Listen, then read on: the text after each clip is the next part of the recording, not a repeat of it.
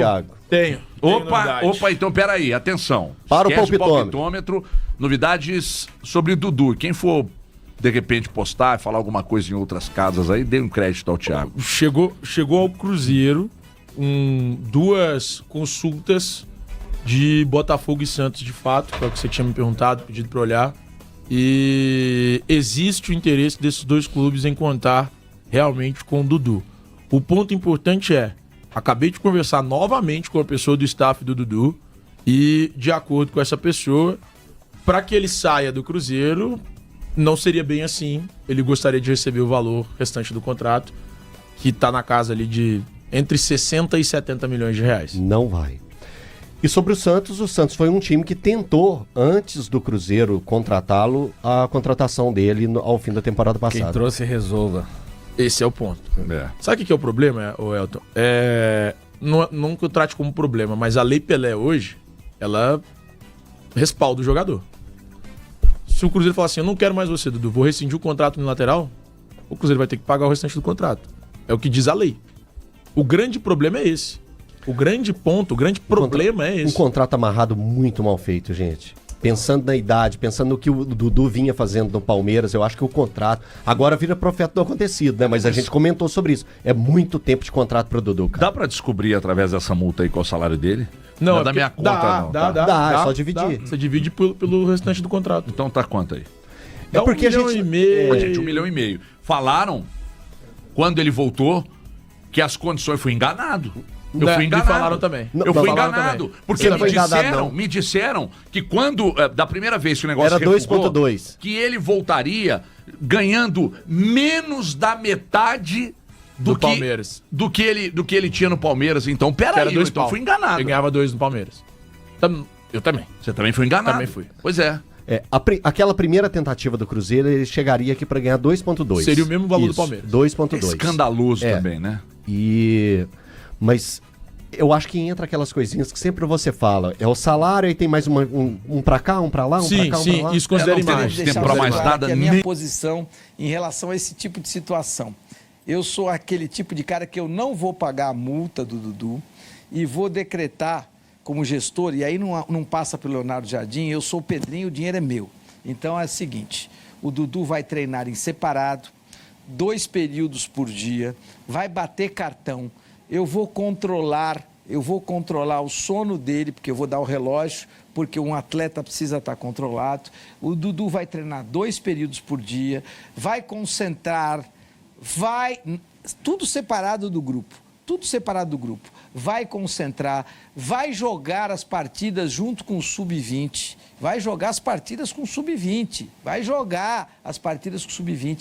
treinar 2 vezes por dia, se der migué que está machucado, vai ficar 6 horas por dia na fisioterapia e tudo isso eu vou alegar abandono de emprego se ele não cumprir, porque o jogador que ganha 1.600.000 e diz o seguinte, eu quero derrubar o treinador, se você não derrubar, você vai ficar numa situação delicada comigo que vai ter que pagar a minha multa, eu não vou ficar na mão de jogador, então eu vou fazer com que ele trabalhe o triplo do que ele teria que trabalhar, ele vai sofrer o triplo porque eu vou na imprensa dizer, olha, esse é o tipo de jogador que vocês querem para o Cruzeiro, se ele sair para jantar, ele vai ter problema. E é assim que tem que ser a vida de alguém que quer colocar o treinador com um alçapão sobre a cabeça dele, que é trair em relação ao trabalho do treinador e que se locupleta da possibilidade de que, como ganha 1.600.000 e tem um contrato longevo, ninguém pode demiti-lo.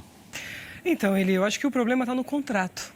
Eu acho que o ponto-chave aí para evitar esse desgaste, essa questão de colocar o jogador numa situação de fadiga, de ter que cumprir, de exigir, por que não foi pensado numa cláusula no contrato para que isso não viesse a acontecer?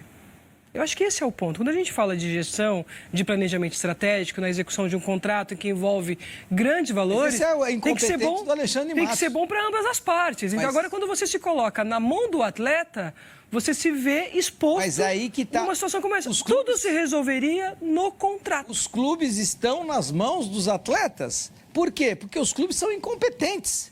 Você precisa ser a gestora para dizer, olha, não o Alexandre Matos, o incompetente que vai lá e para trazer o Dudu, dá tapete vermelho, 4 anos de contrato, 1.600.000 por mês, e deixa o Cruzeiro na situação em que está e não acontece nada com o Alexandre Matos. Por que não acontece nada com o Alexandre Matos? Porque não é o dinheiro dele, o dinheiro não sai do bolso dele. A irresponsabilidade é dele, mas o dinheiro é do Pedrinho, dono do supermercado. Vou acrescentar em cima, concordo com o que vocês estão dizendo, o Alexandre Matos tem culpa, mas o comportamento do Pedro Lourenço está bem longe do comportamento de um dirigente de futebol, de um dono de um clube de futebol. Ele beira o amadorismo em diversas vezes. Quando ele chama 5 jogadores para uma reunião no centro comercial dele, no escritório dele, fora do Cruzeiro, eu acho que é um equívoco. Porque ele vai permitir nessa reunião que coisas como essa, o pedido de demissão surjam.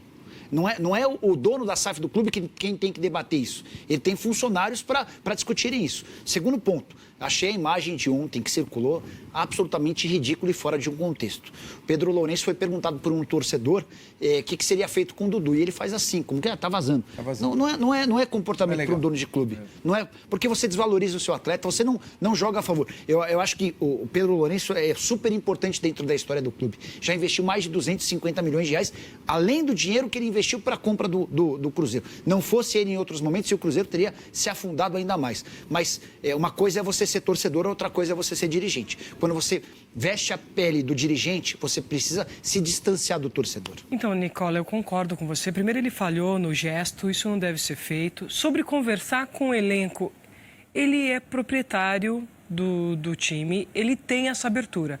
Concordo que um time como um clube como o Cruzeiro, você vai ter o executivo, o supervisor, o gerente. O presidente não pode? Só que o presidente, então, o que eu tô querendo dizer, porque assim, se a gente for falar de Real Madrid, o Florentino também não conversa? Então, o Fiorentino... Mas então vocês têm que estar aceitando a possibilidade de o cara pedir a cabeça do técnico. O Fiorentino, tudo bem. Ele é um presidente que vai conversar. E a questão é o seguinte, o jogador ali, na confiança que foi dada a ele, se colocar, não deve ser um problema também depois de gestão. Porque se eu reúno e pergunto para esses profissionais qual é a opinião, qual é o problema, e esse profissional fala com você de forma aberta, você tem que saber gerenciar isso.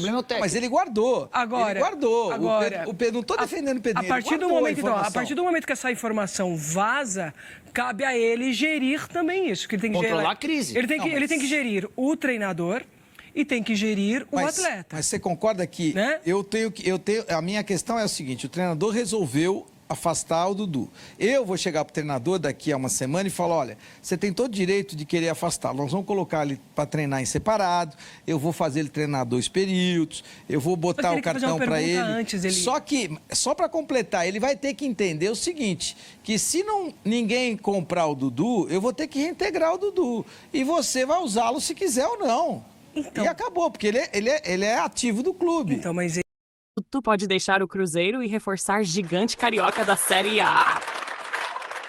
O atacante Dudu pode estar de saída do Cruzeiro e pintando em um dos gigantes do futebol carioca ainda nesta temporada. A possibilidade ganhou força nos bastidores do jogador demonstrar insatisfação com a sua atual situação na Toca da Raposa. Dudu chegou ao Cruzeiro no início de 2025, cercado de expectativa. Revelado pelo clube, o atacante retornou após anos de destaque com a camisa do Palmeiras, de onde saiu em meio a polêmicas com a presidente Leila Pereira. As divergências internas e o sentimento de desvalorização no clube paulista pesaram na decisão de buscar novos ares. No Cruzeiro, Dudu teve um início animador, sendo importante nas primeiras partidas do ano. No entanto, a chegada do técnico Leonardo Jardim mudou o rumo da história. O atacante perdeu espaço, foi colocado no banco de reservas e não escondeu a insatisfação com a decisão da comissão técnica. A situação se agravou e resultou no seu afastamento do elenco principal. Com o futuro indefinido, o nome de Dudu começa a circular com força nos bastidores do futebol carioca. Clubes como Vasco e Fluminense estariam de olho na situação do jogador, que ainda tem mercado e poderia reforçar qualquer equipe da elite nacional. A diretoria celeste ainda não se posicionou oficialmente sobre uma possível saída, mas nos bastidores o entendimento é de que, caso não haja uma reaproximação entre jogador e comissão técnica, uma negociação pode ser o melhor caminho para todas as partes. O que você acha, torcedor?